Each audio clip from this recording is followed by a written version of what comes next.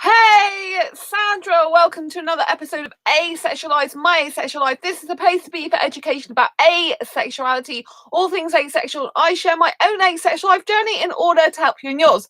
If you haven't already subscribed, please hit the great big subscribe button down here, down this video, below, here, right now. Don't forget to hit that bell icon to get notified of every time I go live right now or post a new video. And don't forget to give this video a thumbs up as we go along if you're enjoying the content. If you don't know who I am Sandra Bellamy, author of this beautiful book, Asexual Perspectives, 47 Asexual Real Life Stories, Love, Life and Sex, a celebration of asexual diversity. I'm also the founder of asexualise.com and the founder of Asexualise Academy. So welcome to tonight's very, very awesome episode. It's going to be very informative. It's going to be going for a little while tonight. So do, chill out, relax, enjoy, and ask me any questions. I'm sorry that I'm late on this live stream tonight. It's after midnight the next day. I've had a publishing company approach me that's interested in more than one of my books. They're interested in 3 books specifically that I've already written.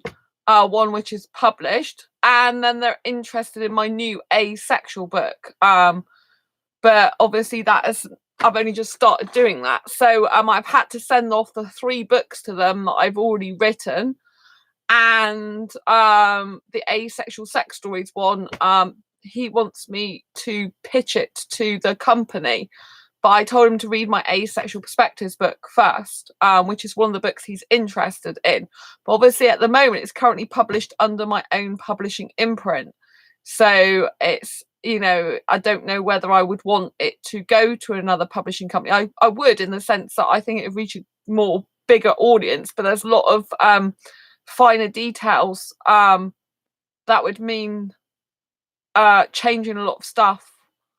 Because I've been obviously saying this book for like last couple of years, and it obviously if it was published by someone else, it would look different, and this one wouldn't be available anymore. So I don't know. I'm going to be in talks and negotiations with them, and I just want to get a feel of my style. But it might be that that we come to some arrangement for the other new one. I don't know. It's all very new, and it's nice to be approached, and it's nice to be chatting to a publishing company about asexuality. I had a really nice long talk with the editor, so all about asexuality, and it's really, really good. So everything's really positive.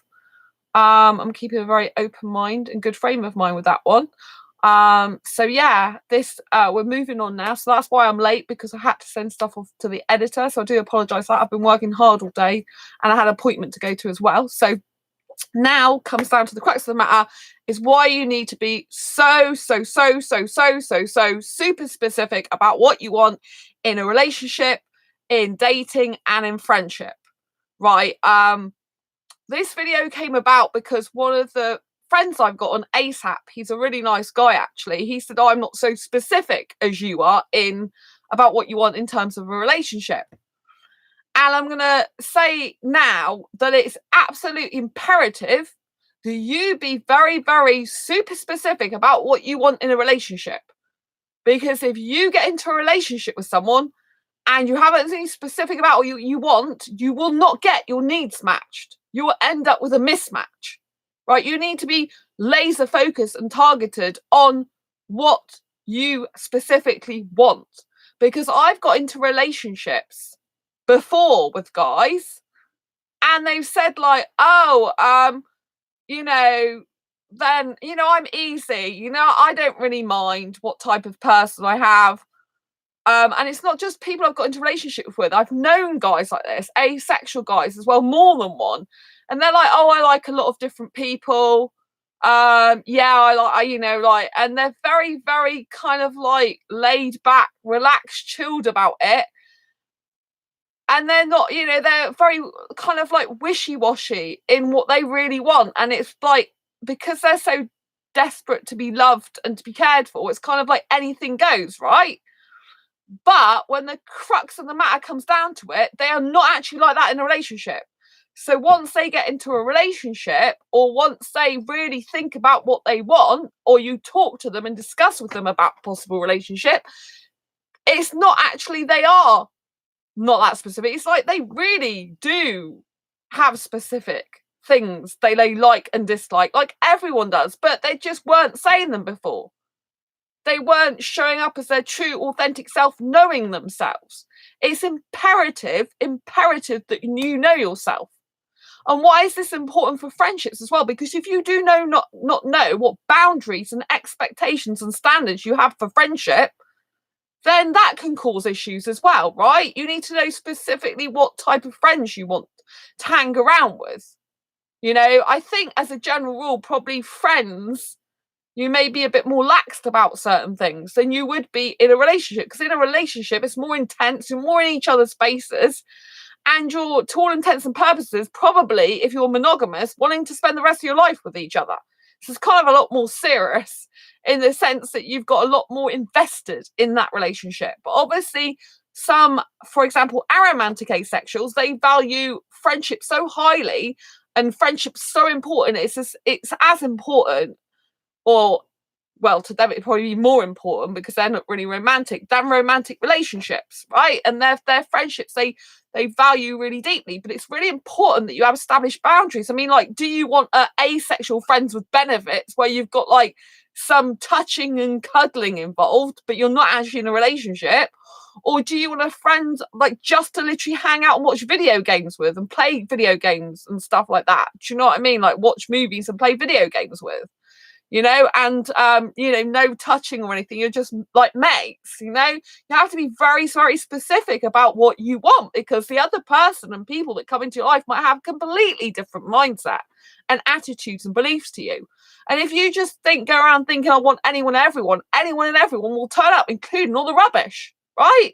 If you're not specific about what you want, you will get rubbish coming into your life. I'm not saying you won't get rubbish come into your life anyway, but you've got a much greater chance of having loads of rubbish come into your life if you don't be specific on what you need, right? And if a person says to me, I'm not that specific as you are, right? If I dug down deep into what they specifically do and do not want, it might be very, very, very different to what I want. But by this person saying I'm not that specific, just because they're not as specific, doesn't mean to say they haven't got their needs, wants, own desires, right? So, for example, I love kissing, as you know. I like it like a hobby. I need a guy, asexual guy, who's into kissing as much as I am. Like, I can spend 3 or 4 hours kissing. The time just flies by. I don't even realise I've been kissing for that long. Do you know what I mean? Like, it's like you know, I like a couple of hours later or whatever, I'm still kissing. I'm like, oh, it's like 3 o'clock in the morning or whatever. But I'm a night owl, so I'm like energetic at that time in the morning anyway. Because they probably not, but I am. So do you know what I mean? I need a guy who's very loves kissing. It's no good me getting into a relationship with someone and the guy don't know what he wants and he doesn't know if he likes kissing or not, or maybe a little bit, you know. It's very important you're specific for yourself so you get your needs met, and you're specific for the other people that are interested in you, right? Interested in you. And don't go around thinking with blinks on, you know, be blinkered about things and think, oh, no one's interested in me, no one wants to date me, no one wants a relationship with me because I'm asexual and it's really hard and lonely. Because there are other asexuals that do want relationships. There are other asexuals you probably know in your friends that want a relationship with you. And sometimes they have to like wave this magic massive flag over saying, hey, I'm actually attracted to you. But because asexuals don't, so a lot of asexuals, they don't tend to pick up these cues, these flags, these people that are saying they really like them more than a friend. You know, it's kind of, you have to physically spell it out to them, like, I'm attracted to you. Do you know what I mean? That's kind of how you have to do it. And that can make things awkward, obviously, but if you're brave enough to do it, just do it, you know. At the end of the day, life's too short, isn't it?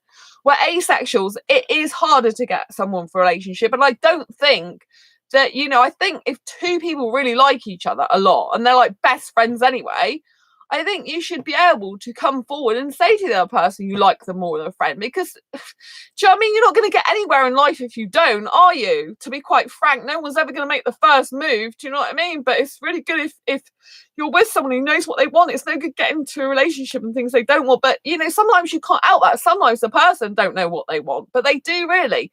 That's the thing. They say they don't know what they want. But if you start asking them questions and saying, all right, well, What time do you like to go to sleep then? Oh, I like to go to sleep at 11. I like to go to sleep at 3 or 4 a.m. in the morning. Do you see the difference there? Right? Because they probably wouldn't think about stuff like that, right? When they're saying, oh, I'm not so specific as you, if I start saying, okay, so how much kissing do you like in a relationship? Like, how often do you like to kiss? Do you like public displays of affection or don't you? You know, like, how do you see a relationship actually being? You know, because it's all very well when you're online and you're saying certain things like, oh, yeah, it's nice to have someone to chat to. But if you were to have a relationship in reality, you know, how would that work? Like, you're working full time. Like, when are you going to see each other? When are you going to speak to each other? When are you going to sort day trips out together, sort going around each other's houses together? When you're going to spend quality time together? You know, when you're going to fit in video chatting? When you're going to fit in phone calls? When are you going to fit in physically seeing each other? You know, like, if two people have very different lifestyles, like I like to go to sleep at 3 or 4 in the morning, if a guy wants to go to sleep at 10:30, 11, this, you know, it's no good for him staying over here. And what's really very difficult for me is when I tell a guy, this is how my life is before I get in a relationship with him. This is how my life is, right? I go to bed to 3 or 4 in the morning. That's the way I like my life. I'm most creative at night, usually. I mean, sometimes I go to sleep earlier. You know, like today I've had a really, really hectic day. I've been like, apart from a little bit of rest I had earlier, or you know, Cathedral Green, I've been like busy since I got up. So, you know, there are times like tonight I'm really, really sleepy and I might want to like just fall asleep. But, you know, a lot of the time I'll be up till like 3 or 4 in the morning. And that's if I've got a guy, you know, who accepts that as I'm saying it, but doesn't take in the reality of the situation that it's not going to change if I get into a relationship with him. All of a sudden, I'm not going to suddenly think, oh, I'm in a relationship now. I have to go to bed at 10:30 or 11, because that's not how I live my life. That's not how I enjoy my life. That's not what I want to do with my life. You know, and I think what happens is some guys, they think that they're not specific, but when you drill down, I mean, obviously it's not just guys, it's women, loads of people. Do you know what I mean? I'm only saying guys, I'm referring to guys because I end up talking to a lot of guys. But, you know, people need to be laser focused and specific. Like, do you want kids? Do you want marriage? Do you want, well, hopefully if you're asexual, you don't want sex, but, you know, there's a few asexuals that kind of like doing that type of thing. But, you know, it's like, you know, what specifically do you want? And not just that, but the little details. Like, okay, so theoretically you get into a relationship, like how often do you want to see the person? How much texting do you want? You know, how much kissing do you want? How much communication do you want? You know, if you were living day to day, like, do you want to live together or don't you want to live together? If you live together, who's going to pay what bills, you know? You know, and if you're going to live separately, how far separately are you going to live? How are you going to travel towards each other? Who's got the money to travel where to who?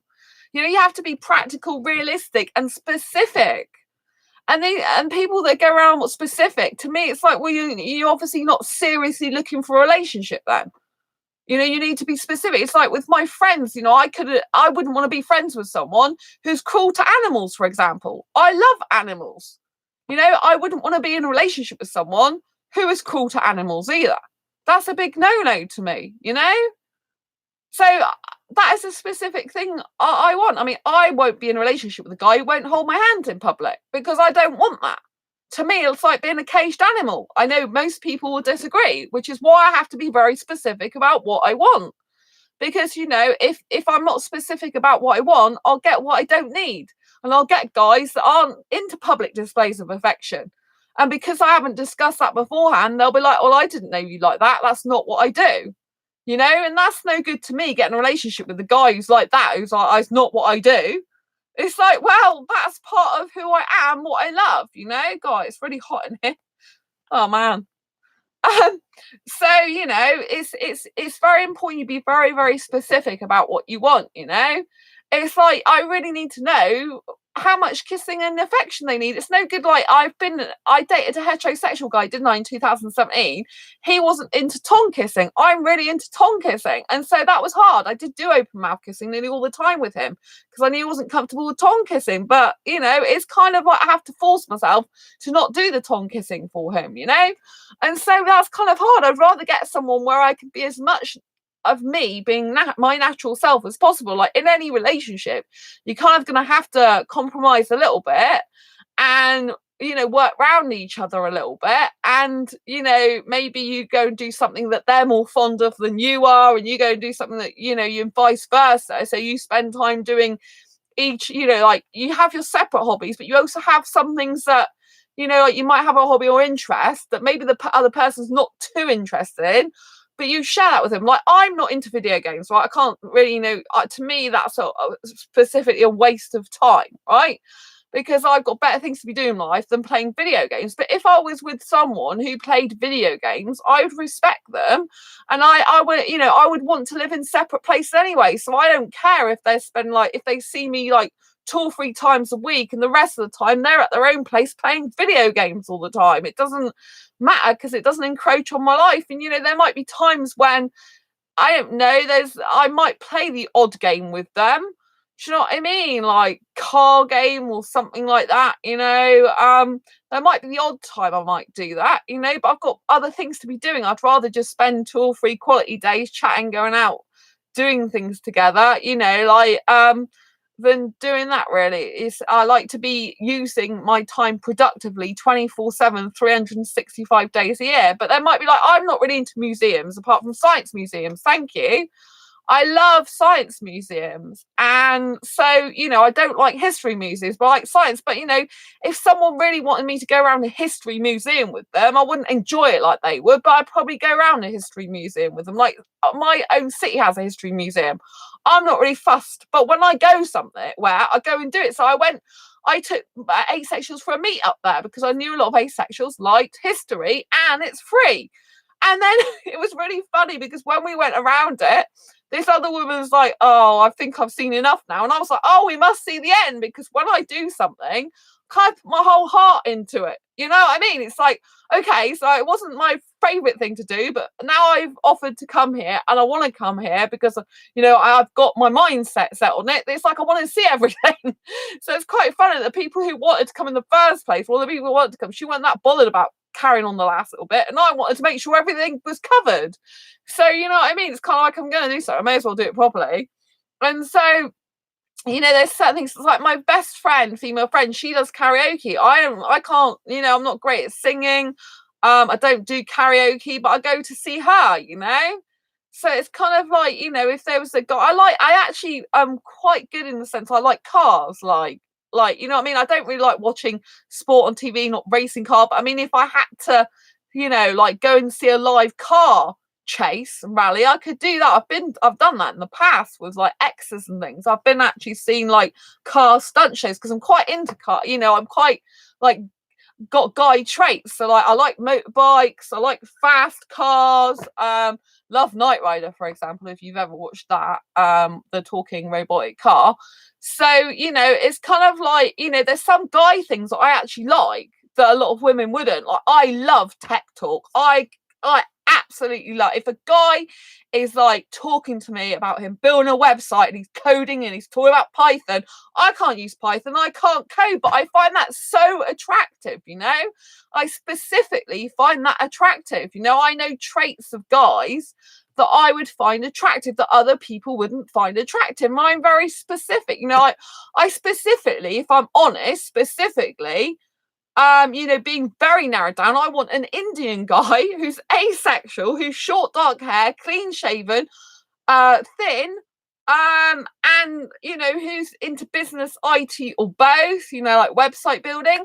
And I'd like him to live in the UK and move to live near me, and you know, not smoke, not drink alcohol because I can't really stand those things, particularly smoking.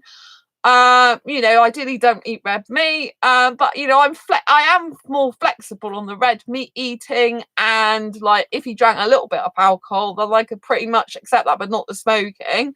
So, you know, I am very specific. Like my ideal guy would be Indian. I've always known I've got an Indian soulmate since 2014. I don't know how I know that. I just do know that intuitively.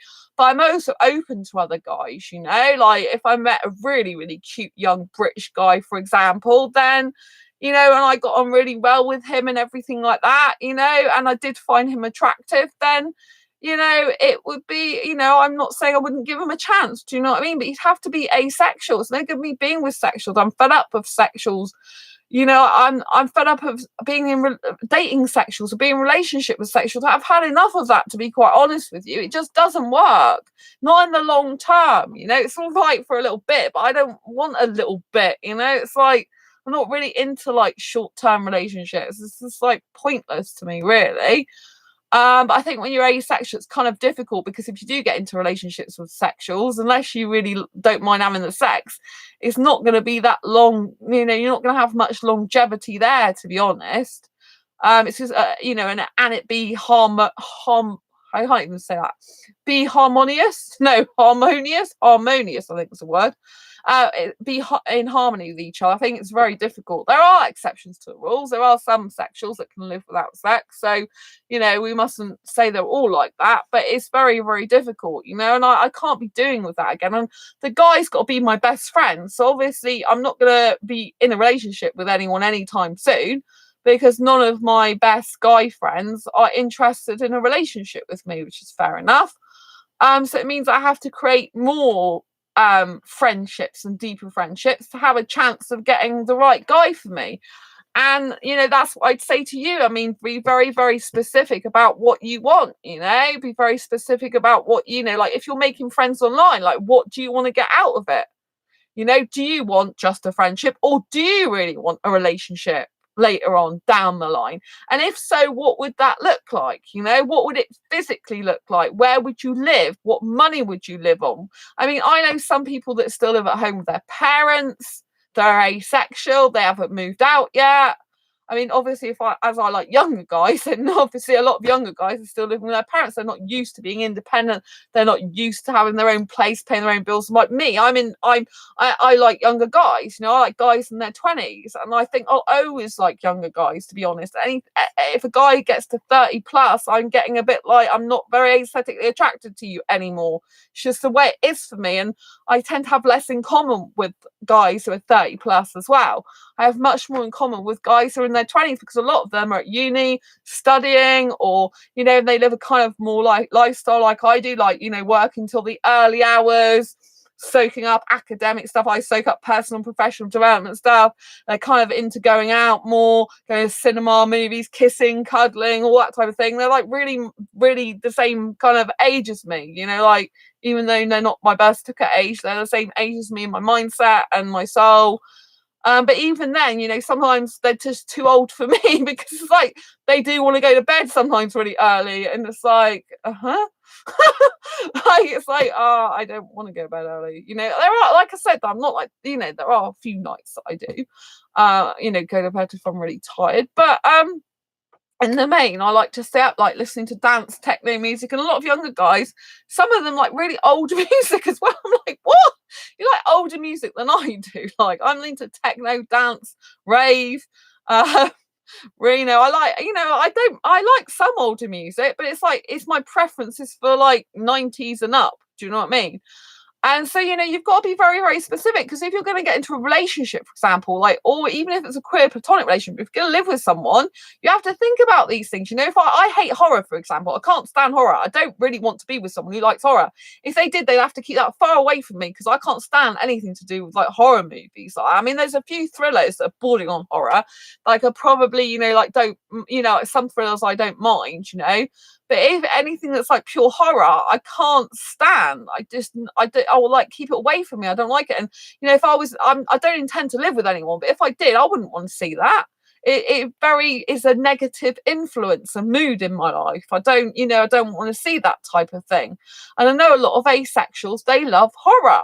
You see, so again, you've got to be very, very specific. It's no good saying I'm not specific, I'm like flexible, if really when it gets down to the nitty gritty, you're not. For example, a lot of cultures, like I like Indian guys, as you know, but their culture a lot of the time doesn't go with my culture. They expect a woman to cook and clean for them. A lot of them, you know, the woman's in the home. That's not who I am. I don't want to cook and clean for a guy. I do not want a younger guy to mother him. I'll tell you that now. I want, you know, if anyone's going to cook, I'd rather him cook for me. I'm not interested in cooking and cleaning or any of that stuff. Right? If he wants to cook for me, if he cooks, that's a bonus. But I don't want to cook for him, because I'm not interested in doing that. I do not want to, you know, feed him or clothe him or look after him like that. No way, you know. He can have his own place and do that in his own place and bring his food around mine, pay for food and bring it over mine, cook it himself, right? I'm not going to do that. It's not, you know, like, it's not what I'm about. I'm not here to just, like do any of that type of thing. I don't want kids. If I wanted a kid, I'd go and get one myself. Do you know what I mean? I don't want a kid. I want a young guy because I feel like I am that type of age group, and so I'm more on equal to them. Some younger guys like older girls as well, because we've got more experience of the world and can actually teach them some stuff too. So it can work out really well. I noticed day before yesterday on a TV program, there's a man and woman, they're 40 years age gap. They've been married like 7 years now. They're back on TV again. And like she's in her 90s, I think, and he's like 40 years younger, and they're still in love, holding hands and all, like public displays of affection with each other. It's amazing. So 40 years difference. So this is incredible. So don't think that age gap love can't work, because sometimes it really, really does. And I know really I'm meant to be with a younger guy. It's just the way it is for me, And so it's you've got to be very specific. I mean, it's all very well saying, like if I start saying I'm flexible, right? Which I can be, right? But I don't get a suitable person for me that way, do I? To be quite honest with you, I just don't, I think you've got to get someone who matches the closest criteria to what you want. So you have to be very, very specific. And yes, there might be certain things that are deal breakers. And there might be things that you can write down, for example, that you're more flexible on.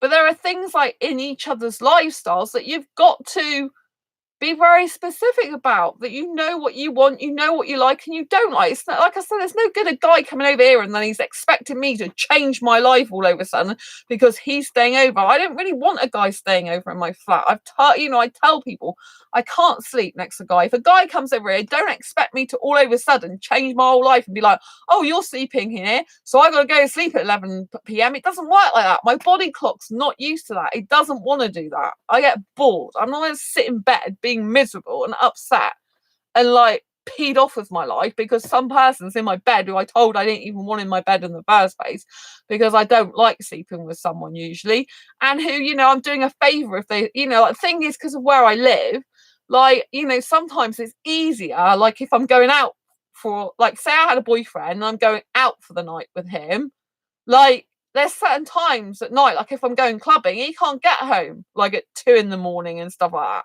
So it means either he books into a hotel or stays at mine. Like a hotel, if you're in a long-term relationship, hotels can get very, very expensive, right?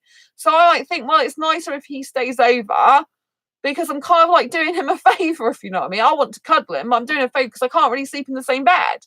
But then if he expects me to go to sleep at X amount of hours just because he's staying around, then it's like, no, that's taking the pee, because I've, you know what I mean? I can't be something I'm not, So it's kind of like, go and get yourself a hotel then, if that's what you want to do, because I'm just being nice to you, saving you money, when really, I'm personally better off sleeping separately, because I don't sleep in front of people well. And for my fibromyalgia, I need to spread, I need to spread and no one in my bed, So to be quite honest, I prefer it if someone booked into a hotel or that. There's a hotel just down the road, same side as me, like a few houses down. So, they've got no excuse saying, oh, I can't get anywhere or anything like that, But I do realise it costs them a lot of money. If you're in a relationship, you don't want to be, like, unless the person's got a lot of money coming in, it's a bit much to expect them to actually stay over in a hotel all the time. That's why I think it's better, to offer to stay in mine. But then it causes complications, because it's like, well, I can't sleep in the same bed, and I don't want to go to sleep. I don't want to waste my life away sitting there for like an hour and a half, 2 or 3 hours, not being able to sleep, being miserable. It's not the life I want to lead. I've left that life behind years ago, right? I left that life of normality, of being the girlfriend that just goes to sleep when she's supposed to go to sleep and comes home and watches TV and gets bored out of her brain because there's nothing else to do in life. It's like, I'm not doing that. I'm not going back to that type of person again. I can't be that type of person. It just is not who I am. I'm here with life purpose, life mission, and one of them is getting asexuality recognised as sexual orientation throughout the globe. I've got to work damn hard to get this done. There's lots of people, not just me, working towards like asexual recognition. But I'm glad that it's not just me doing it, but I can only speak from my point of view of what I want to do. I don't want to spend, if I spend, like, I'm YouTubing now, right, talking to you guys. But, if I'm spending time in bed next to a partner, I can't sleep for an hour and a half, 2 hours, which is best. I sit there and can't sleep for hours, or I actually sit and talk to you because I care about you and I'm trying to help in your life a bit. Do you know what I mean? So I'd much rather do that. It's much more important. Life's for living. Once your clock's ticking, it's going by and your time's running out. That time's gone forever. You can't get it back. So it's really important that you know specifically what you want. And so before you even get into a relationship with someone, or if you're friends but you want a house share, for example, that you very much work out between you how that would work, so it doesn't cause loads of problems down the line. And don't say, I'm easy, I'll have anyone, because it's not true. I've turned around to someone and said, well, you wouldn't have anyone, because if someone was a murderer, you wouldn't have them. If someone was cruel to animals, I don't think you'd have them. If someone was nasty to people, I don't think you'd have them. If someone had bad intentions, I don't think you'd have them. If someone was to start having sex with you, you wouldn't have them. Do you know what I mean? It's like I was talking about asexuals, saying this to asexual. It's like there's certain things you wouldn't have and you shouldn't, because you'd have standards. You should have standards and boundaries, Like my standard, for example, for kissing is I want someone who kisses me a lot, but someone might have a boundary in place where they don't like lots of kissing. They don't like it. It feels bad to them. I can't be with someone who's got different boundaries and standards in kissing to me, because it would be like either I would be putting them in a situation they were uncomfortable with, which I would never want to do, or they would be not attending to my needs and I would not be able to express my whole physicality in terms of kissing. I would be repressed. And so that type of relationship wouldn't work, would it? Unless, you had huge compromise on both sides, like with less kissing and then much more physicality with the kissing when it happens. It wouldn't work. And I think, to be honest, the word compromise is a very difficult concept, because I think a lot of the time when people compromise, one of the people misses out, or both of them do, I have to say that sometimes when I compromise, I feel like my soul's going a bit from me, because it's like I'm not really into this. It's not really what I want to do. Like when I was, not all the time, like when I was talking about going around the museum with my asexual friends, like I was okay with that. I didn't feel bad about doing it. I felt good for them that I did it. It wasn't the worst thing I could do, It was good for them, so I was happy with it. But there's certain times when I'm out doing some other things, compromising, and it's just like I'm bored, I'm not really into it, it doesn't feel like me, I'm not really happy. And then that, and I think, that's all right if you do it once in a while, but if you start doing that a lot when you're in a relationship, you end up resenting it or being miserable, and it's not it's not good. So you really have to be careful of this word compromise, that you don't compromise yourself and your life, so that you don't recognize yourself anymore, and that you're not comfortable or confident or happy in what you're doing. You feel miserable, because that's not the way to live life, is it? I would rather stay single forever than end up in a relationship where I'm constricted, restricted, repressed, and anxious and worried and fed up because I can't do what I want to do in my life, and I'm just trying to live for someone else. It's no good living for someone else. I've done that in the past. I don't want to do that again. I've had all that life. It's just not good for me, and some people, they asexuals, for example, I've known quite a few that really want a relationship, right? They like really, really want one, right? They really, really want one. And then when they have the opportunity of having one, they don't really want one. They don't want one a lot of the time, or they can't actually have one, because they haven't prepared for it. They haven't thought about what they really want. They haven't thought about the time it's going to take to have the relationship.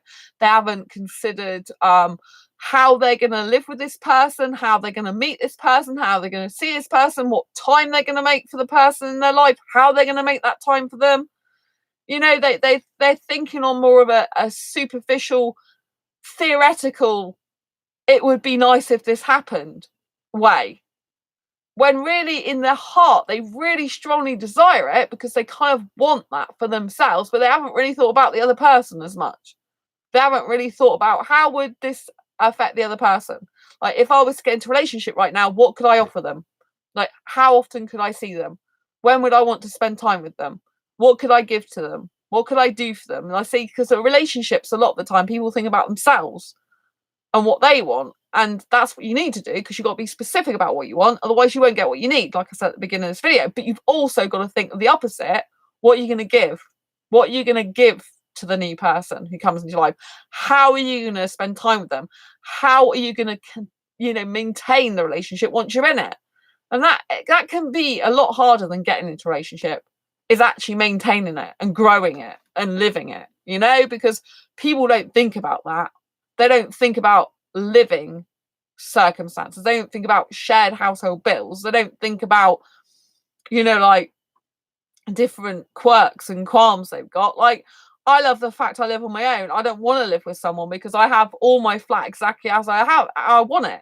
But if you live with someone, you have to like literally put things in places where you're both happy with them. Like, one person has their wardrobe, for example, one person has their other wardrobe. Like one person might want to put their shower gel in a certain place in the shower. The other person might think, well, I want to put mine there. The other person might be like, you've used my shower gel. The other person might be like, the other person might be like, well, I want to pay for this trip. And then they've got bills to pay at the household, and they might be like, well, I can't afford this because I've just bought this, and that's not fair because, like one person might be earning a lot more money than the other and be like, well, I'm only paying half the rent because it's fair to pay half, but I'm earning tons more money. And the other person that's not earning that much is paying half the rent, but they've got no money to spend on themselves or go out or do anything. And then resentment can build up like that because the person that's the higher earner is maybe spending loads of money on themselves, on clothes, on video games, on movies. And they to all intents and purposes, it's their own money, so they can do what they like. And the other person, like, slaving away, going to job, and it feels like slaving away because they've only got enough money for the rent and they've got no spare money left. It's like their partner's going out spending loads of money on themselves on things that they don't really need. And it's like maybe they need a new bed. Maybe they need a new washing machine. Maybe the TV's on the blink, and instead of that person spending money for joint things and for their partner that they might like because they ain't got the money to put towards that, they're just out spending money on themselves, and it becomes a very selfish, resentful relationship, and people don't think this way. They don't think about the bigger picture. I prefer living on my own. I prefer to take care of myself, to pay my own bills, to have my own space, to be very budgeted in what I do. I don't, it's like if I get into a relationship, I can't be spending, I can't be buying food for the guy. The guy's got to buy food for himself if he wants to bring it over here. If he wants me to do washing for him, which sometimes I don't mind washing some clothes. That's about the most housework I'll do for a guy. Like, if he's over mine, he's staying over at weekends, and he's got pajamas he wants washing. If I'm doing, like, so long as he got spare ones and everything, because I'm not doing washing just for the sake of having his washing in my washing machine. As long as he buys washing powder and stuff like that, do you know what I mean? Like, at the moment, because my rent includes water, do you know what I mean? Like, if it didn't, then I'd be asking for some of the water money, do you know what I mean? For if I needed to do extra washing, if I'm just putting a bit in, like a couple of items, that's about the only time that I don't mind. But I don't want to iron. I'm not ironing his stuff. If he wants to iron it, he can iron it himself, you know what I mean? And I'm not saying I don't want to do all his washing. It's just like if he's got a couple of odd items, I might not mind that, you know what I mean? But I like to be asked first. But, I'd expect him to buy washing powder and stuff. Like, I'm not spending money out on loads of washing powder, because obviously, even if it's a few items, like, that can add up, and I end up doing more washing. And it's like, no, if you want me to wash your clothes, you buy the washing powder. I ain't buying it. We'll take them back to your place and do them. I don't want to be doing all this washing. Don't get me wrong. It's like, if he's got his own place just around the corner, take your washing back with you. I don't need to see it. But if he's like living further away and it's just a weekend he stays over or something, I'm a bit more flexible about that one thing. You know what I mean? So there are some things I'm a little bit more flexible on, but it's like, you've got to be very specific about what you want. Because like I said, for example, if I'm not specific about what I want, I'll get something I don't need. I'll end up with the people that are not good for me. And that's the same for you. You might think you really want a ton of friends, or you haven't got many friends, right? And I did this in the past, and then you'll end up getting with someone because they'll pay you attention and they'll be miserable and they'll talk to you and stuff, but really they might not be any good for you. They might be a bad person for you that saps your energy, and that, but you kind of like them in a way. They're your friend, but they're not being a true friend to you. They're more there for their own selfish reasons. So you've got to be very careful of that. I think there's a lot of nice people in the world as well. I don't think everyone's bad. I think, there's quite a lot of really nice asexuals. I've got some good asexual friends. I think, it is very difficult being asexual. I know in terms of like things about being specific, people are like, well, if you're so specific, you won't get anyone.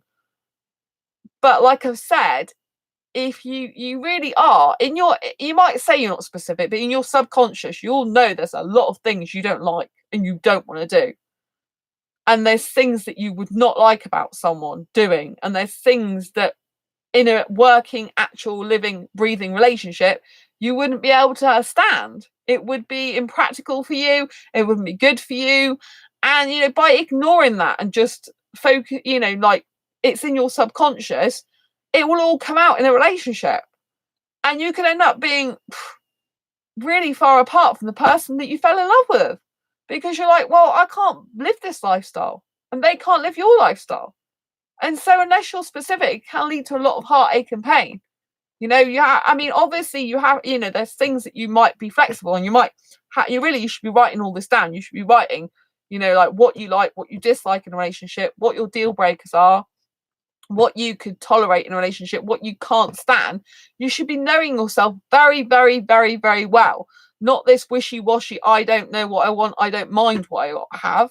It's not a case of you don't mind what you have. Of course you mind what you have. Like if I met a guy who lived like in Australia, for example, I'm like, okay, I want a relationship now, come over here and fly over on a plane. One, he won't have the money, really. Two, he won't have a job over here. Three, he might not even like the country. Four, I might not even get on with him. It's no good saying stuff like that. You know, you have to be very, very specific about what you want. Like I want a foreign guy, but I need him to have his own UK visa. I'm not getting married for a visa. I've been asked plenty of times. It's like, no, I'm not getting asked for married for a visa. I'm not getting married, full stop. I don't want to get married, right? I certainly won't do it for a visa. You know, there are plenty of foreign guys that do get themselves over here, so there must be a way of doing it. I know it's very difficult unless you got quite a bit of money, but there must be a way around it, yeah? So, you know, you have to be very specific. Like if you are a person that likes a foreign person, for example, I'm attracted to foreign guys and I know some other people, foreign guys attracted to foreign women. You need to think, well, how's that going to work? Am I going to move? And if so, how am I going to do it? Or am I going to try and get someone to come to move to me? Because I'm not a mover. I love this flat where I live. I'm so happy here. I don't want to move from it, right? So I need to find someone who'll move to me. And I think like when you're asexual, and obviously it is hard to get a relationship, I think there's certain things that you have to be thinking about, like travel. Like I would travel to see someone, but at the moment I'm not in the financial circumstances where I can go traveling very far to meet someone for a relationship. So I really need to get my finances sorted out before I get some relationship, unless they happen to be asexual in my city and suitable for me. Like someone's saying to me, oh well, what about asexuals in your city? You know, haven't you got anyone there that's suitable for a relationship with you? And I said no. I said no, because there are people in my city. I'm very fortunate. I have asexuals exactly in my city. One's female. She's got a girlfriend, an asexual girlfriend. There's a guy who's, you know, like he's an older guy. He's got a younger asexual girlfriend. Like he's in his late 50s. She's in her early 20s. So that's a big age gap, love. They're really, really good together. He likes younger girls. I like younger guys. Just he gets younger girls. Man, you know, he's got a beautiful asexual girlfriend. He couldn't be more happier. They are messaging all the time. If he comes to a meetup, they are literally messaging all the time. And I'm so pleased for him and her. I'm so pleased they found each other, you know, because people get very weird over age. Like I like younger guys are much younger than me. Well, I say much younger. Like he's got a bigger age gap between him and his girlfriend that I would usually have in a relationship for me, and it works really well between them, you know. And they really they always message each other. They're so in love with each other. And you know, it's amazing, you know. So asexual can meet another asexual, you know, like those are two people in my city that have both got partners, asexual partners. And there's another guy in my city that's looking for someone like I am, but me and him are not suitable to be in a relationship together at all, you know. Just because you've got asexuals in your city doesn't mean to say they're going to be suitable for relationships. So you have to know that, you know, you're probably going to one person, like if you meet someone, you're going to have to like try and travel to a certain extent, right? Because it's very, very difficult to find someone suitable actually in your actual specific city or town. It's very, very difficult. And so, you know, I'm very specific. Like if I didn't meet anyone in my city, I would travel up to, you know, if I had the money, which I'm not in financial position to do at the moment, but I would travel up to London to go and see someone. If it's a place like Manchester, like I live in the UK, by the way, Manchester's too far. It's like 250 quid on the train, you know, so I couldn't afford that. I couldn't be, you know, doing that. but there are, like local places as well. So, I'm up for traveling a bit, but at the moment, financially, I'd need them to travel to me, really. And, the guy could get peed off doing that. So you got to be very specific about not just what you want in a relationship, like the qualities of the person, but also the physical, practical things as well. So, for example, like in a relationship, you have to like be thinking about location, like I said, financial situation as well. You have to be. Oh, another thing is family. Are your family going to accept your new partner, right? I mean, it shouldn't matter what your family think, but if your family is going to cause ruptions between you and your new partner, you don't want that. So you should be straight out straight away. You should be saying, hey, this is what I'm interested in terms of relationship. Like, some people don't have this type of relationship with their family, right? But I just tell them whether they like it or not. That's what I'm like. I mean, my parents are very, very good about me being asexual and guys I'm interested in relationship. They are very good like that. I have to say, I am very blessed like that, right? Because they know I like younger foreign guys, and my mum's like, oh yeah, he'd be a nice guy that you'd like the look of, Sandra. And so my parents are really good. I'm very fortunate. But it did, like, sometimes I say stuff and they're like, look at me, gone out. Do you know what I mean? Because I'm very, very young, like, I say, if I go to a nightclub, for example, I do kiss a guy, which doesn't happen hardly ever, or if I dance with a guy very close, they're like, oh, you don't know him, why are you doing that? Because it's a different generation, isn't it? But I'm still being me. Do you know what I mean? Because, and I've talked to my parents about the fact I'm interested in younger guy in his 20s. So they already know that. They're like prepped, One of the things I don't want happening is for, my family to not be aware of what I want, So if I meet a guy who's younger, I would hope that the guy has already prepped his parents saying, hey, I'm interested in this girl. She's older than I usually go for, but she's really, really nice. We get on so well.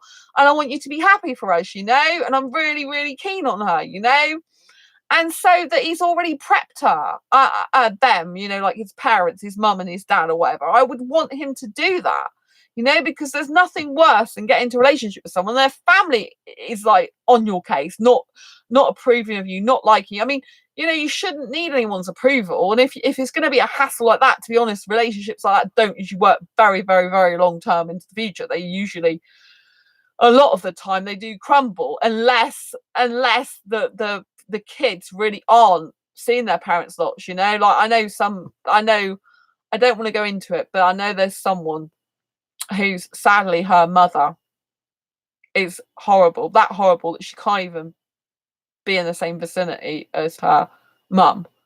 I mean, yeah, I'm not going to go into it. Well, it's not her mum anymore because she's a trans guy, so she's guy now. Sorry, I keep forgetting pronouns, and she's actually he now. So I'm really sorry because I knew her as a female when I first met her. I do apologize. So yeah, so he, trans male, yeah, his mum wasn't nice to him. But I'm not talking about just normal not nice. I'm talking about seriously life threatening, critical, not nice. Like, you've got to keep away from that. So some people do have families where you've just got to keep away because it's a case of life and death type situation, right? Which it's really sad, but it does happen sometimes.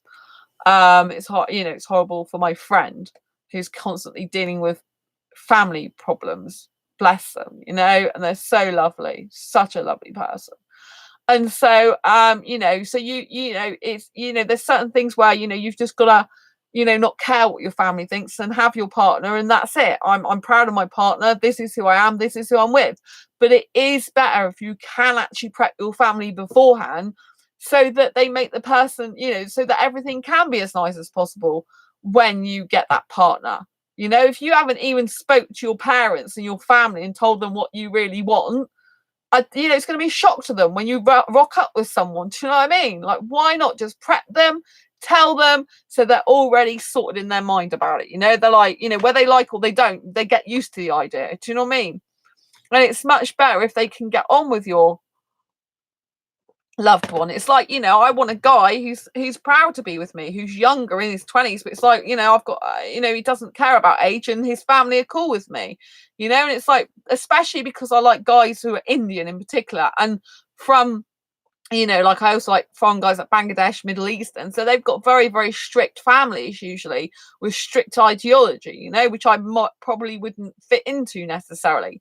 But if it's like a guy who's more westernized or who's got more of an open mind, who's an adult, strong guy despite being that young, and who can actually have adult conversations with his parents, sit his parents down and go, look, this is what I want in my life, this is what I'm doing with my life. I know you might have a different plan for me, but this is what I want. This is my life, and this is what I want and need, And that it's about getting to that stage in your life where you have adult conversations with your family, where you sit them down and explain to them, this is me. This is who I really am. Once you've left home, you can do this. Shouldn't be much of an excuse for you not to do this if you left home, because you've got nothing to lose. You've got nothing to lose. They can't, unless they're people who get violent, which hopefully you haven't got that type of relationship. Like obviously people do get angry. If what you want goes against your culture and the traditional lifestyle for you, of course they're going to get a bit angry, aren't they? So you have to prepare yourself for that, to walk away, to go into back to your own home, to have some space from them. But it's far better to be talking now about this stuff with your family than it is just springing it on them later on and causing complications with your new partner, So you should be very specific about what you want, so then you can prep your family for it, prep your relations for it, If you're asexual, for example, and you get into a relationship with another asexual, but you want to keep your asexuality hidden from your family, maybe you're both like that and that works for you. But it could cause a lot of complications down the line if one of the other people doesn't want it kept secret. They just, I'm proud to be asexual. Right? I'm out all over social media, so I've got to have a guy who accepts that and is happy with it and supports me. Right? I mean, I told a guy on Asexuality the other day, he was messaging me regularly. As soon as I told him the actual work I did for asexuals and all stuff like that, because I don't always say it straight away. It's in my profile if they read it, but a lot of them don't even twig it or don't even take it on board or take it in, and they kind of ask me questions, which is fine because they're interested in me. But as soon as I talk in depth about what I really do, my situation at the moment, then they just don't speak to me anymore, and that's fine because they're not suitable for me. But it's what I mean. It's I'm not going to be hidden. I'm not going to be a type of person that ends up in a relationship with someone who wants me to keep quiet, because it's never going to happen. I'm not that type of person. I'm very outspoken. So it's very important that you know specifically what you want in a relationship and going forward with friendships, because if you don't define boundaries in friendships, they could be all over the place. I know some asexual aromantics, for example, those who lack sexual and romantic attraction, and they want to share bed with their friends. They want to hug, and not just hug, but cuddle their friends. Personally, I don't do that type of thing with my friends. I'll give them a hug to say hello, goodbye. That's it. So if you're the type of asexual that does need cuddling with friends, you need to make that very clear in the beginning and get like-minded friends that can do that with you unconditionally. Because if I had a guy wanting to cuddle with me, I would think he wants a romantic relationship with me. And I would expect him to just do that with me. Do you know what I mean? Not other people. In a romantic relationship, because I'm a romantic asexual, the ideology is different. I don't cuddle my friends. To me, that's completely off limits. It's a boundary I won't cross with my friends. If there's a friend that turns into a boyfriend, that's different. Or if there's a friend that we think we could have a relationship together and we need to try and be closer to each other to try it out, then yeah, you obviously can get to the stage where you go from friendship to dating. To dating to actually I like you more than a friend. You need to kind of then there might be a stage where you need to be a dating. So you've gone from, for example, being friends with a asexual person. You're friends for a while. You don't, you've got your boundaries in place, but there'll be a time that if you decide you would like to have a relationship maybe with each other, you would need to test more physical stuff out with each other if you want to go and progress into a relationship. Do you see what I mean? And that would be the dating stage. But you should be having open conversations about this stuff, not expecting someone to know what's happening. Say, all right, I think we should start dating a little bit to see if we work in a relationship sense, because friendship and relationships are very different. But then that crosses the boundary, then that crosses a line, and sometimes it's hard to go back. Because if you have boundaries with your friends, right, I have boundaries with my friends, right, which I don't kiss and cuddle my friends, right? That's it. I don't do that. But if I meet an asexual person, they're my friend for a long time, and then I want a relationship with them, there's got to kind of be a stage in between where we try like the cuddling and the kissing thing, yeah?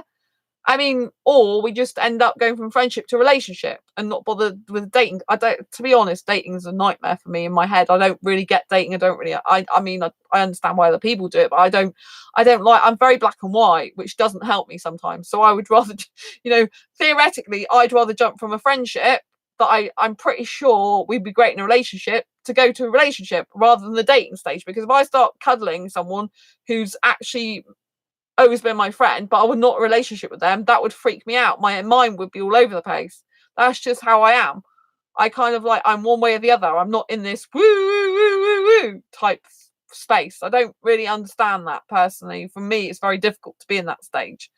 But it's kind of like you may need to be in that stage for a bit to try something out. Because, like, for example, I'll give you a good example, right? I love kissing, right? I can tell usually by kissing a guy whether there's any chance that I could be in a relationship with him or not, right? There's some guys that I've kissed in the past, and I'm like, you've just got to be my friend because I've kissed you and it doesn't feel right. It feels like you should just be my friend. But if I hadn't actually kissed them in the first place, I wouldn't know that.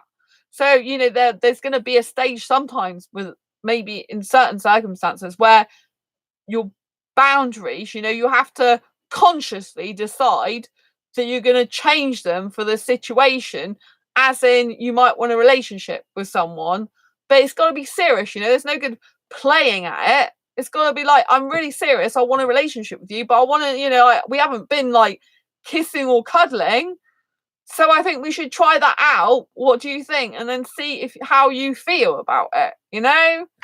I think there's going to be difficulties with that, as well as like it's going to be good in some way, because it can, if I kiss a person that's always been my friend and like I kiss them, it feels like, oh, they should just be my mate, then I know instantly, don't go down that way, don't do that.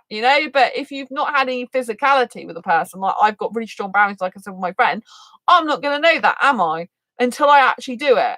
Apart from, there's certain people, I guess, well, sometimes I will, like if it's a foreign Indian guy, it's like, well, really, I can kiss most of them I'm aesthetically attracted to, and I know that I'd enjoy it. You know what I mean? But there might be certain like Indian guys that are different look to what I like, and then I'd be like, I'm not actually sure. Like, I'm attracted to your personality, I'm attracted to your intelligence, I really like, like theoretically, I really like you, but you're not actually my aesthetic look I would usually go for. Because not every Indian guy I see, I think, oh, I find them super attractive. Like, there's certain Indian guys I just know I find super attractive, and there's other ones that I'm like, you're not my usual Indian look, and so them I might be a little bit like more iffy with, where I'd like to kiss them, because it might be like a look I'm not used to. So I guess there are times, even with Indian guys, that I'll be like, not sure 100%. But for me, it's not just about looks, it's about personality as well, and I can actually grow to be very in love with someone and then really love their aesthetic look, despite not being aesthetically attracted to them that much in the beginning, because I get to know the personality, I get to form a deeper, strong emotional connection with them, I get to like really get a soulmate connection with them. And that is so powerful to me, that sometimes, like someone who I really didn't like the look of so much aesthetically, I can really end up growing to like majorly aesthetically, because my mind just switches. Do you know what I mean? I've had that in the past. And I think that's why I think it's really important that specifically what you want in terms of looks and everything, but specifically who you are as a person, and how your mind works, and how your conscious and subconscious works. Because I've just told you, right, that I can get attracted to someone I'm not usually attracted to aesthetically. So I know that about myself.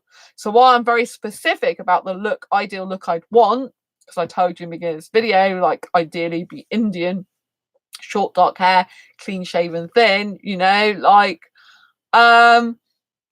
though I'm very specific about that, there can be a person that might come into my life that's not Indian. He might be British for all I know.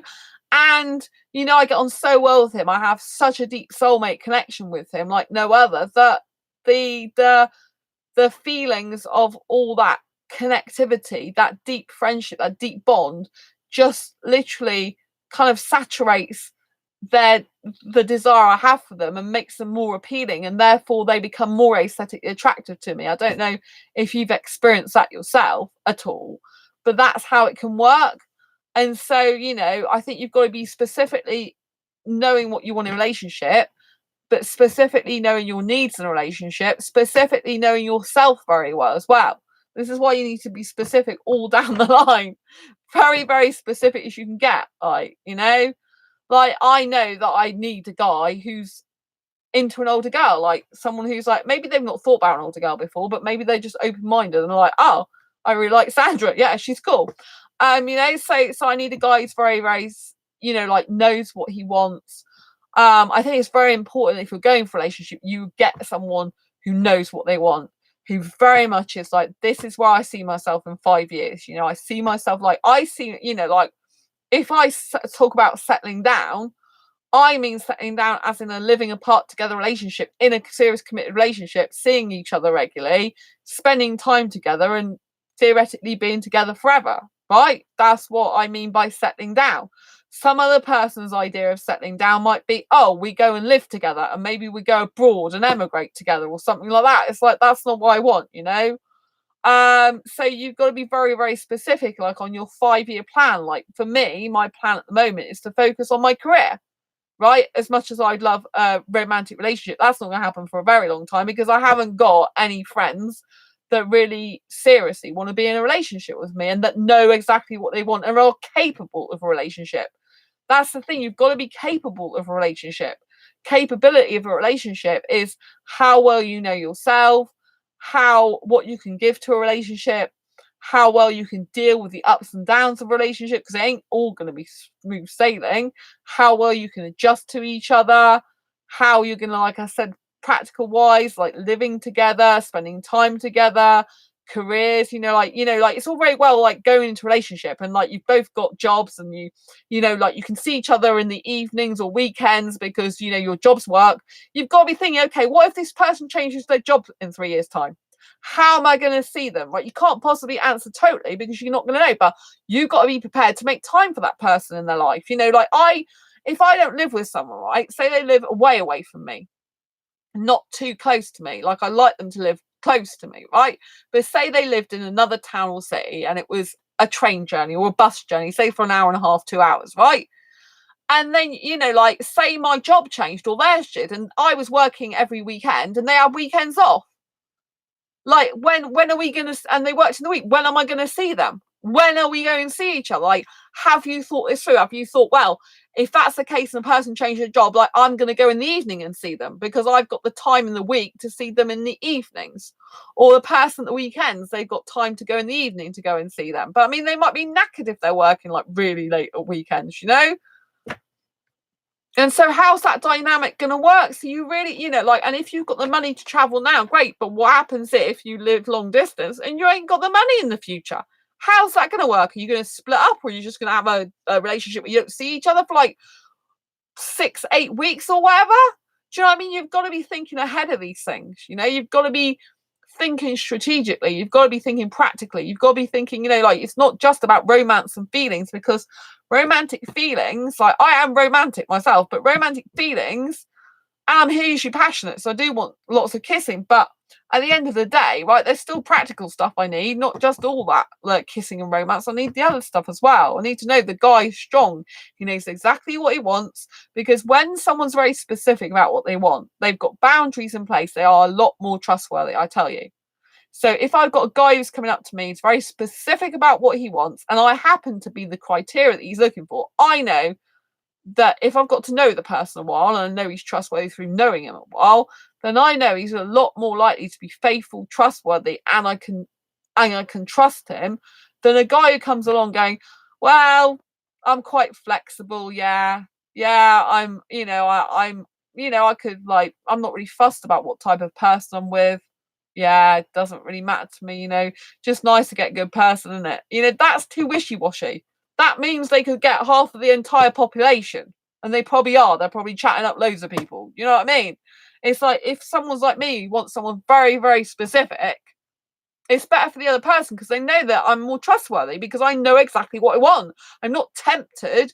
I'm not saying that people are never tempted because people come along. But what I'm saying is, I mean, I don't want to get into a relationship really if I'm going to be tempted by other people. But you know what I mean? I'm not tempted as in if I was in a serious committed relationship, I wouldn't go off with anyone. But what I'm trying to say is there's less temptation and less like cakes, like your favorite chocolate cakes running around, unless, like people that you're likely to stray in terms of even emotional stuff with. Because if you're very specific and then this person who you're been very specific about you want happens to turn up in your life, which they should do eventually, and they've got nearly all the criteria, they might not have every single thing you want, but the majority of it, you are going to be saying a lot more faithful and a lot more trustworthy to that person than you are if you're wishy-washy and you've got like 30 different people you're talking to, and you're like, well, I'm accepting anything and I'm just talking to all these 30 people. I don't really know what I want, but maybe one of them's okay, maybe one of them I'll end up in a relationship with. I mean, how do you think that's going to bode well for your future if you're that wishy-washy? It's not, because are you going to be a trustworthy person? But you're like, well, that one person's no good, maybe the other 29 are. It's like I would rather be with a guy who is very strong, who knows what he wants, who decides his description, that I happen to fit the majority of that, right? And I know then that he's not really going to be going around looking for tons of other people, because I know he's going to be that specific. It's going to be harder for him to find someone. If I fit most of their criteria he wants, he's going to be thinking that anyone else that comes along in his life isn't really going to match up to that, or it's going to be hard to find someone. So he's going to be more comfortable and confident and happy being with me, that I fit his criteria. He's been searching around for someone so specific for so long. Do you know what I mean? I'm not saying there's going to be no one like me, and there's, like if I have a specific guy in mind, I don't believe that you should stay with someone who's bad for you. So I want someone very specific, right? But if I get someone who fits a lot of the criteria and they're bad for me, I won't be with them or stay with them. If I was with them, I wouldn't be with them very long if I found that they're bad for me, So I'm not that specific that I specifically want someone that fits my criteria no matter how they are in attitude. They need to have a very good attitude, be very kind, caring, considerate, non-abusive, very, very nice person, But you have to be very, very, very specific about what you want. And the more specific you are, the more likely you are to get it. It's hard, keeping the faith. You have to keep the faith a lot. I have to keep the faith that I do have an asexual Indian soulmate somewhere. I'm not saying that the guy I end up with is going to definitely be Indian, but I honestly believe I have got a soulmate. Maybe I knew him from a past life. Maybe I won't see him in this life, but I just know that Indian guys pop up when I'm feeling like upset, or when I steer away from Indian guys, like when I'm trying to think of other guys. They always keep popping up in front of me. You know what I mean? It's like, oh, another Indian guy, here he is. And and I'm just super attracted to Indian guys. It's like I'm always meant to be with one, But I am still open-minded to a certain extent. But it's like, you got to be careful when you become, the more open-minded you become, the more you can kind of end up with rubbish you don't want, because it's not really what you want. Do you know what I mean? And so I think the more specific you can be, the better it is, really. And you should make a list of the things that you could be more flexible on. But, like very much stick to like standards and boundaries, like I said, like the guy's got to be really strong. I mean, I haven't met a strong enough guy for me yet. Someone to actually take care of me. And, I can take care of myself, but in a relationship, when you're in a relationship, right, the other person needs to be strong enough to look after your heart. Look after your heart. This is very much overlooked in a relationship. People think about all the lovey-dovey feelings, or if you're not romantic, they think of all the like friendship connection feelings, but they don't actually think about if that person's strong enough, if they're going to take it to relationship level for them to be in a relationship with. Like, have they got longevity? Are they going to stand the test of time? Or are they, as soon as a problem comes up, going to run the other way and stop talking to you and stop communicating with you, which is the worst thing can happen. You need a guy. I need a person who's very, very strong for me. Who's like, a strong guy would put the woman's needs before his own to a certain extent. He'd be very strong for her. He'd be very like, take care of her emotions and her heart as well, not just her physical needs. Do you know what I mean? He'd be like protecting her. he'd be like even if he has female friends, he'd be very much having boundaries with those female friends, and very much like making me feel safe that he's around them, for example, you know, and he'd be putting things in place to I know that he's trustworthy around other women. And that's one of the things that does make me trust a guy more, is if he's more specific about what he knows, what he wants. I think guys who are very wishy-washy, all over the place, not sure what they want, very not specific, it's like, how can you ever trust them to be in a relationship with? Because if they don't know what they really want before they get with you, how are they going to know that you're that good for them and that you're what they're really looking for? They'll still be kind of like going with one half eye open around everyone else, because they won't know that they definitely want you, because they don't know what they want. And I think that's the crux of the matter. If you're going to be with someone who don't know what they want, really don't be with them. Because if they don't know what they want, they might not want you in 2 weeks' time, or a month's time, or 3 months' time. Do you know what I mean? They might just turn around and be like, oh, I don't know what I want. And then you've got, that's not a strong person. That's not got longevity.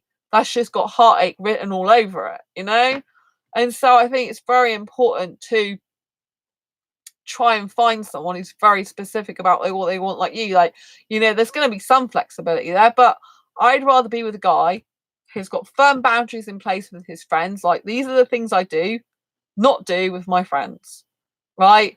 When I'm in a relationship, I will do this, and this, which I wouldn't do with my friends. It's like, I'm not going to go around kissing my male friends. It just doesn't happen. It's not going to happen, right? So a guy, if he gets into a relationship with me, knows it doesn't matter how many male friends I have, I am not going to go around snogging them, right? It's not going to happen, because I'm a strong girl. I'm a strong person. I'm a strong female, right? And that's why I need a strong guy.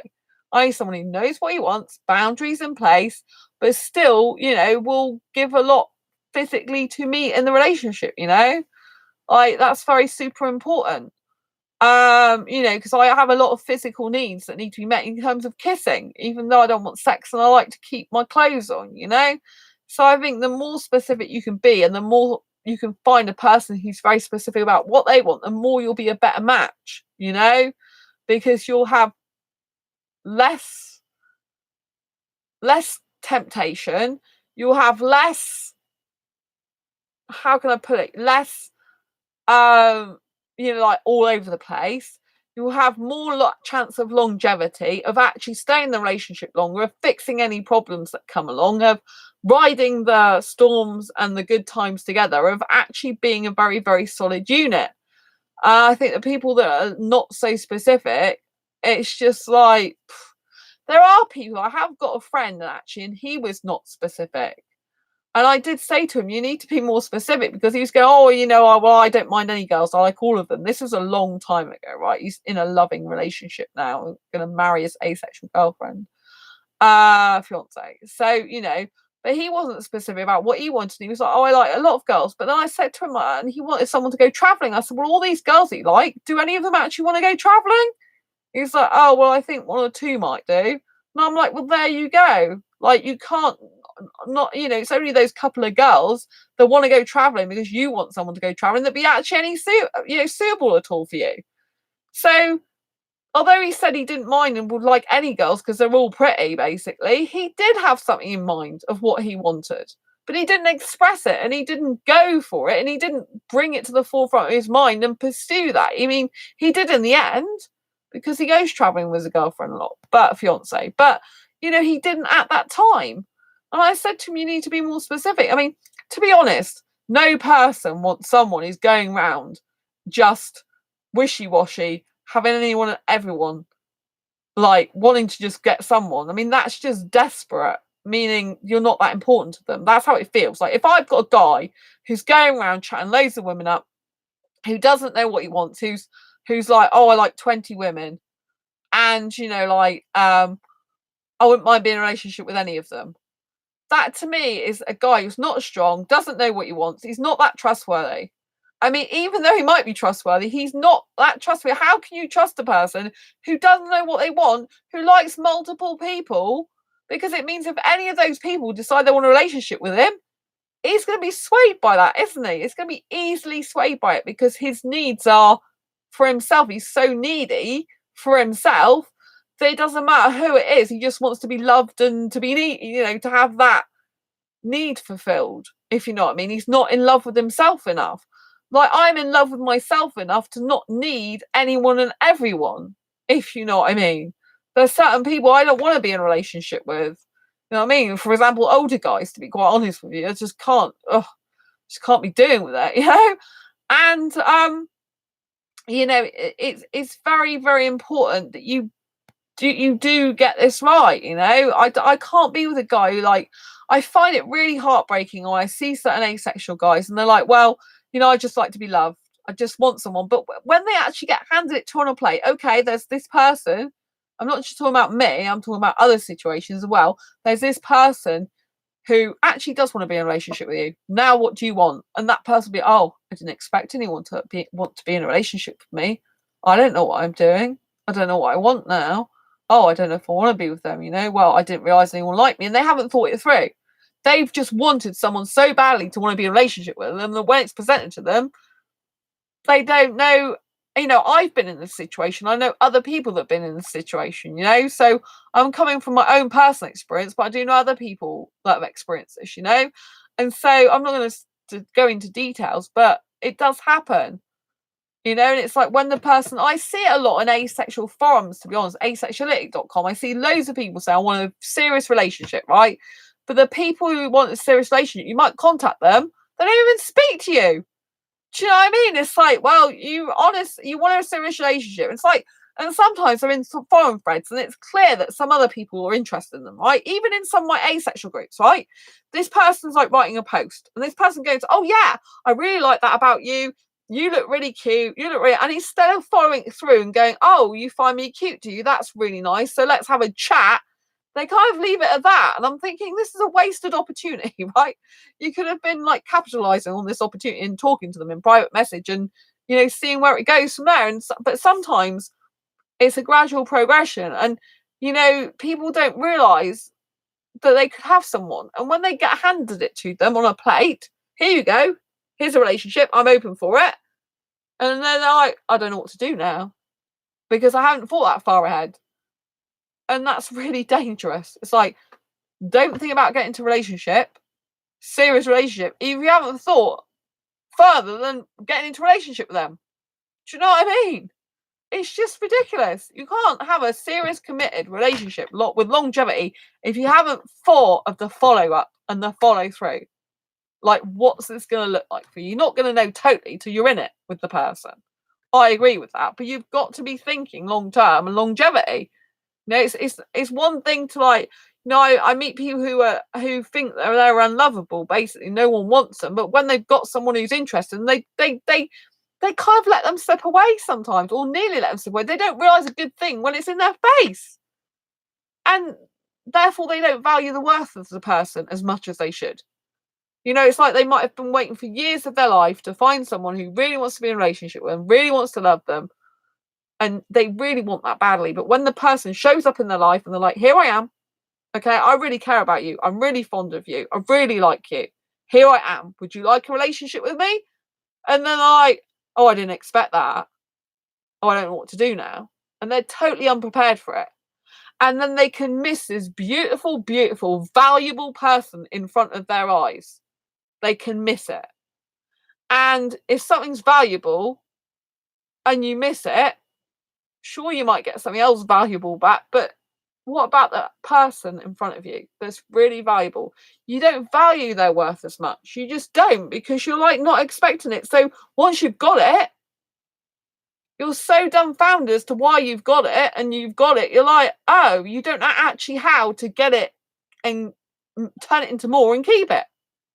Do you see what I'm saying? You just don't know how to turn it into more and keep it. And so therefore you could miss a beautiful opportunity of your life because you didn't value the person enough when they showed up in your life. You weren't ready for it. You weren't strong enough. So my advice for anyone watching this video is to get yourself in the most strongest possible place you can for yourself. Know yourself inside out and backwards as much as possible. Spend time with yourself. Work out what your physical needs are in a relationship. Work out what your practical needs are in a relationship. Work out what your living arrangements you want. Work out your travel arrangements. Work all this theoretical stuff out as much as possible before you even get into a relationship. And don't think, some people are so absorbed in their self and that no one will love them and want to be with them, that all they're doing is focusing inward and focusing on just wanting a person to love them.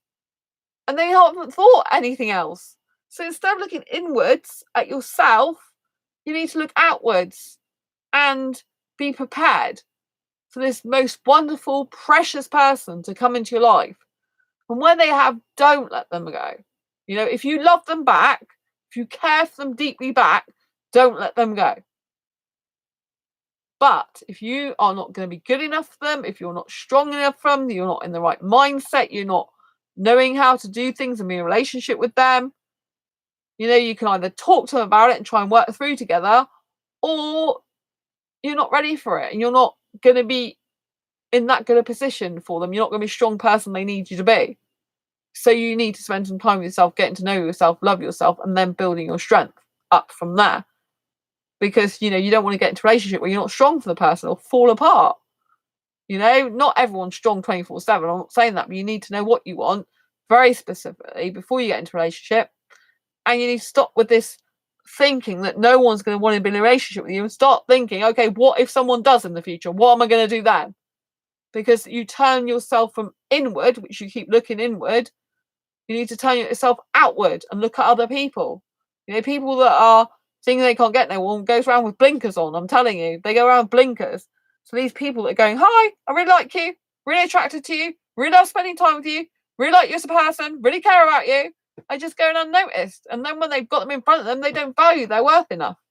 And so they lose a person often, or they lose the opportunity, or they lose, one of the best things that could have happened to them in their entire life had they just reached out of their comfort zone, got to know themselves better, got to be a strong person and face their fears and pushed through them. And, learnt how to be in a relationship before they get in one. Learn the basics, the foundations. Learn exactly what they want, So please, please, please take from this video what you will, and please get to know yourself, because once you get to know yourself much, much better, you will be much, much better potential partner for the person that does come into your life in the future. You'll be more prepared. You'll see the signs more that someone likes you more than a friend, and then you can act accordingly and get the best relationship possible for you. Because there are asexuals that have relationships with other asexuals, but they're ones that know what they want. They're ones that when they get into a relationship are very, very sure about it, very, very certain. They both want to make it work. They both want it to be forever, the people that I know. And they both want to make it go. And they'll both put a lot of time and effort and energy into it, making it work, which is what you need. You want people who know what they want, who are strong together, who are bestest friends, soulmates, who love each other deeply, who see each other for the value that you bring to the relationship, who grow together, who challenge each other in a nice way, and who literally are kind of made for each other. But that comes from knowing yourself and know what you want. A good relationship will come from knowing yourself well, so that you can be the best person for someone else. So you can stop thinking of like, I'm a victim of no one loving me, and start thinking, well, what if someone does love me? How am I going to be a strong warrior for them? That they need me to be, and that you need you to be. Anyway, I'm going to leave it here for tonight. Thank you so much for tuning in. It has been a long one tonight. I hope you've enjoyed it. If you like this video, please give it a thumbs up. Thank you to whoever watched pretty much the whole show tonight. Really appreciate you. And thanks for everyone else who tuned in. Don't forget to share this video with a friend or anyone who may benefit. Don't forget to subscribe to this channel if you haven't already, and hit the bell icon to get notified every time I go live like that or post a new video. And I'll see you on the next live stream or video. Take care. Night night. Thank you for watching. I really appreciate you. Lots of love. Bye.